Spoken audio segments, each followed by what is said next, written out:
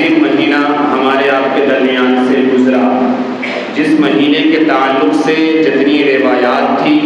جتنے فضائل، جتنے برکات، جتنے خصوصیات، اللہ کی طرف سے جتنے انعامات، جتنی نوازشات جنت بنانے کے لیے اور اپنی آخرت کو سنوارنے کے لیے اور گناہوں سے اپنے آپ کو بچانے کے لیے، اور رب نے جو مقصد دیا تھا روزے کا کہ اپنے آپ کو پرہیزگار اور متقی بنا لو، ان تمام کے تعلق سے خوب باتیں ہوئی، خوب ہم نے پڑھا، خوب ہم نے سنا، جتنا ممکن ہو سکا ہم نے عمل بھی کیا۔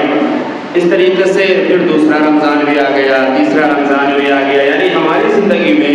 یہ سال اور یہ ایام آ رہے ہیں، یہ آتے ہی رہیں گے جب تک جس کی سانسیں باقی ہیں۔ میں عرض یہ کر رہا ہوں مختصر میں، ہم اور آپ ابھی جس مہینے سے گزر رہے ہیں، جس مہینے میں چل رہے ہیں، عربی کے اعتبار سے یہ سال کا گنتی کے اعتبار سے 11واں مہینہ ہے، 11واں مہینہ ہے،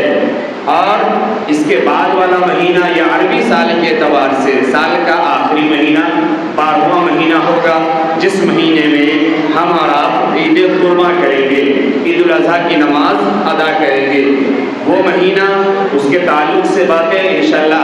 آگے آنے والی ہے اور آتی رہے گی۔ ابھی یہ عرض کرنا ہے، آپ نے احادیث سن رکھی ہے، آیات کے حوالے سے باتیں آپ نے سن رکھی ہے کہ اللہ رب العزت نے ان عدت الشہور عند اللہ 12 شہرا، اللہ رب العزت کے نزدیک جو مہینوں کی تعداد ہے، جو مہینوں کی گنتی ہے، یہ 12 ہے۔ اللہ نے فرمایا منہا اربعۃ حرم، اور انہی 12 مہینوں میں سے 4 مہینے یہ حرمت والے ہیں، عظمت والے ہیں، عظیم مہینے ہیں۔ ان 4 مہینوں میں سے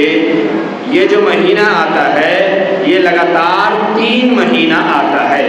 ان 3 مہینے میں سے یہ پہلا مہینہ ہے